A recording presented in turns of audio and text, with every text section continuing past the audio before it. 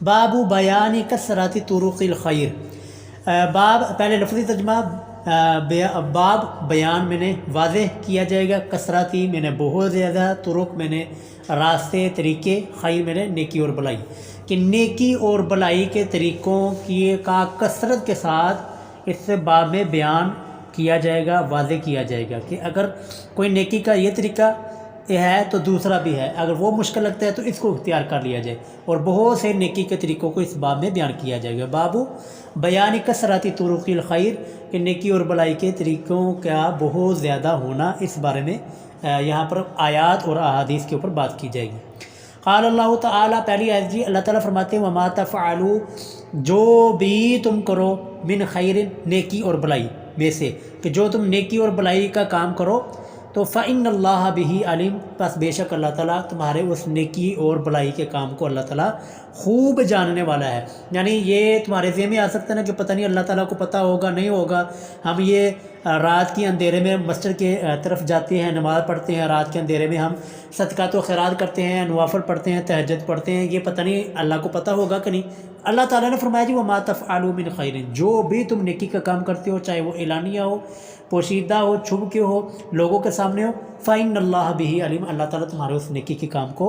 جانتا ہے۔ تو دیکھیں جی تفعلوا من خیر، کہ جو بھی تم نیکی کا کام کرتے ہو، ٹھیک ہے۔ اب دیکھیں یہاں پر بھی کثرت طرق الخیر ہے، کہ نماز پڑھتے ہو، صدقہ کرتے ہو، روزہ رکھتے ہو، حج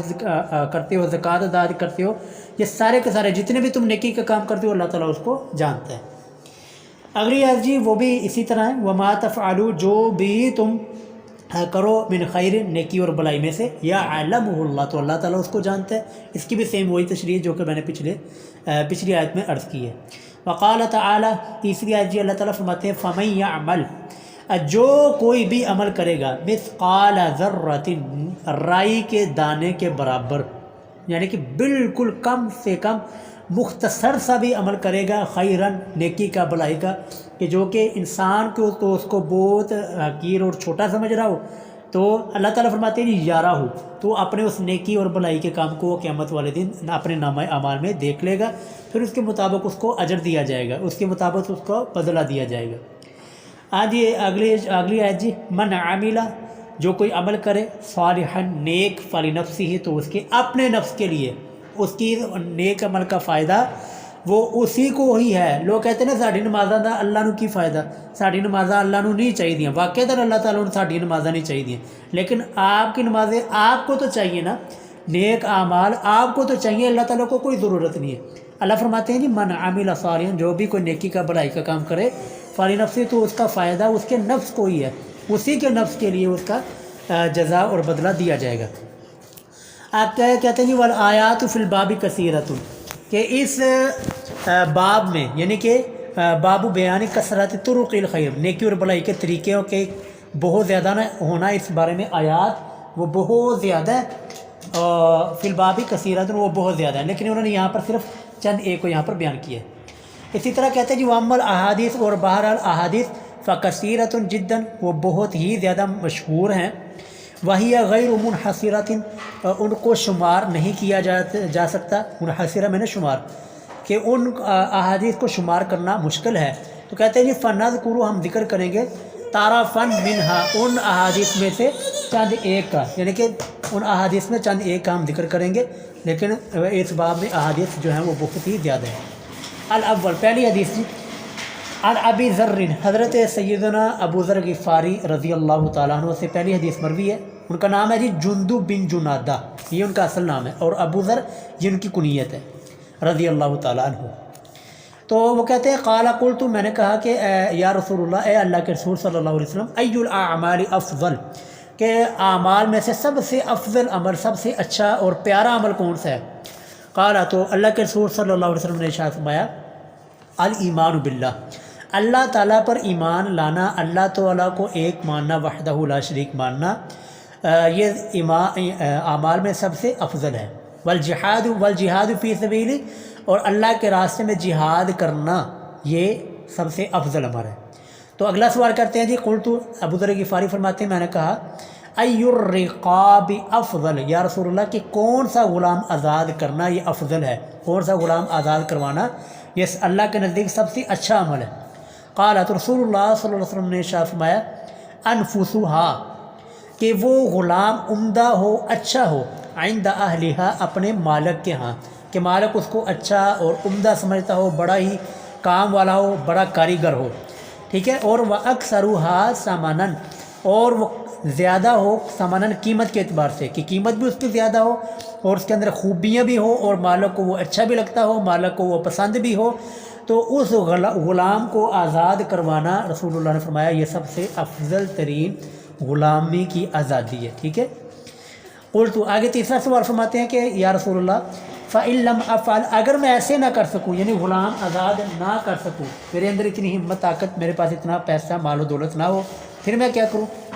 رسول اللہ نے فرمایا تُعِينُ صَانِعًا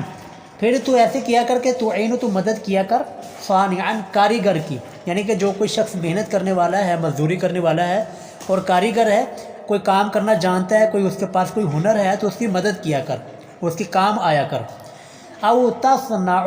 لأخرق یا پھر تو کام کر دیا کرو، کام آ جایا کرو لأخرق بے ہنر انسان کی، یعنی کہ جس بیچارے کو کچھ نہیں آتا،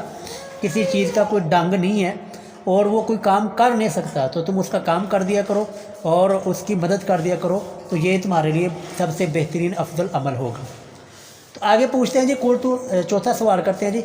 کہتے ہیں یا رسول اللہ اے اللہ کے رسول صلی اللہ علیہ وسلم ارأیت آپ کا کیا خیال ہے ان ضعفت اگر میں کمزور ہو جاؤں عن بعض العمل تھوڑے سے عمل سے بھی، کہ اگر میں تھوڑا سا عمل بھی نہ کر پاؤں، یعنی اتنا کمزوری اور اتنی سستی آ جائے کہ میں تھوڑا سا بھی عمل نہ کروں، تو پھر میرے لیے کیا حکم ہے؟ تو رسول اللہ نے فرمایا تکف شرک اپنے تکف روک لے شرک اپنے شر کو عن الناسی لوگوں سے، کہ لوگوں سے اپنے شر کو روک لو، اپنے عمل کے ذریعے، اپنی باتوں کے ذریعے، اپنی زبان کے ذریعے، اپنے قلم کے ذریعے لوگوں کو تکلیف نہ پہنچاؤ۔ تکف شرک عن الناس کہ لوگوں کو اپنے شر سے بچا لو۔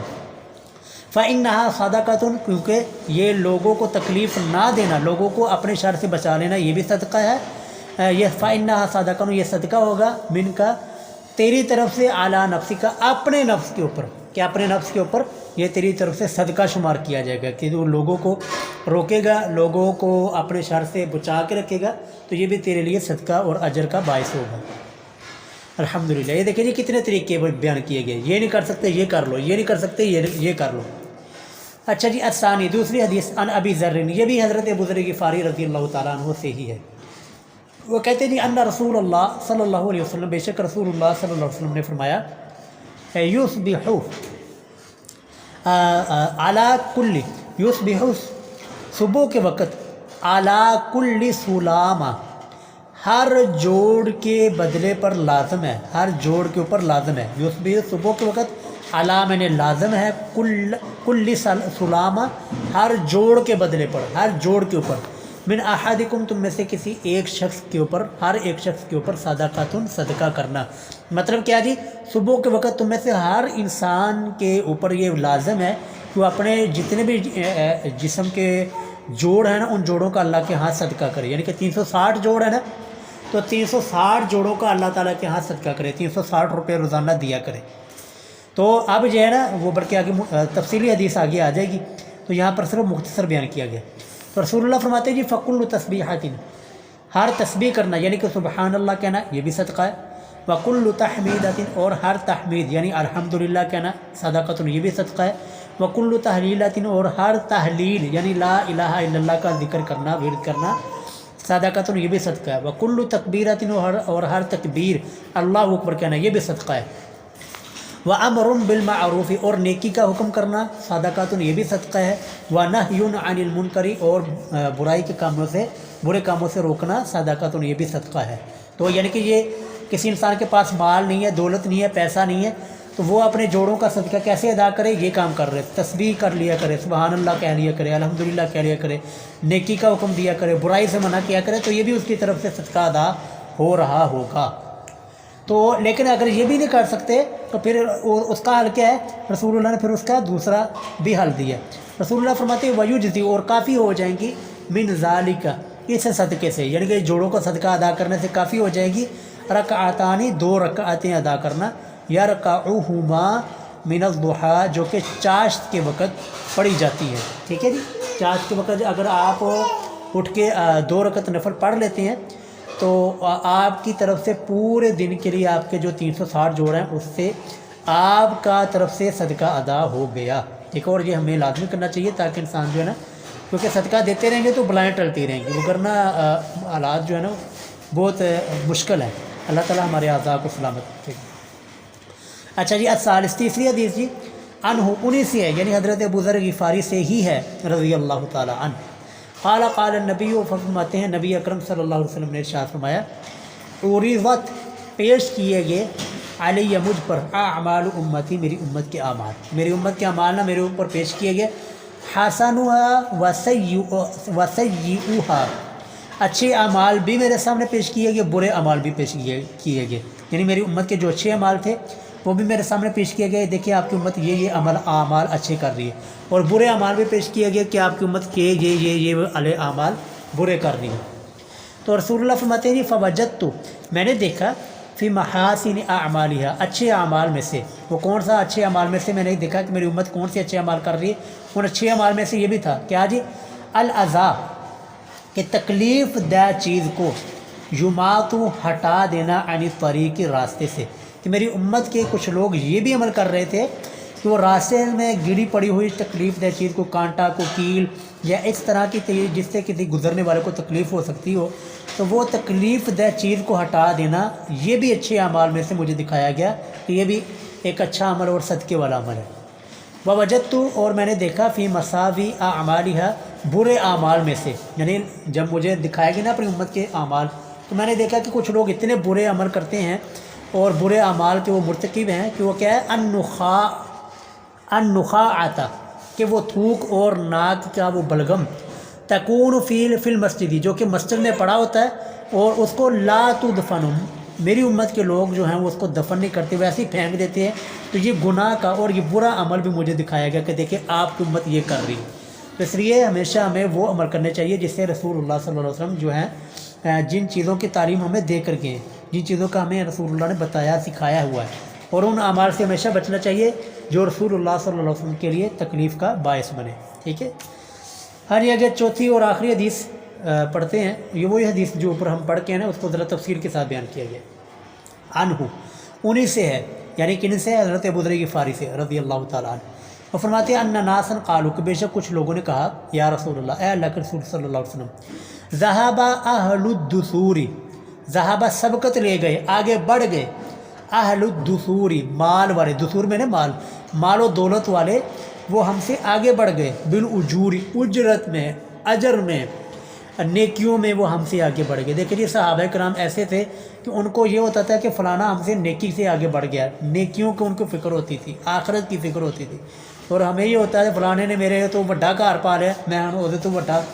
گھر بناؤں گا، فلانے نے یہ کر لیا، فلانا یہ بکرا لے کر آیا قربانی کے لیے تو میں گائے لے کر آؤں گا. ٹھیک ہے، تاکہ لوگوں کے میری واہ واہ ہو جائے. تو اس طرح نہیں ہونا چاہیے، بلکہ اجر کے معاملے میں ایک دوسرے کے ساتھ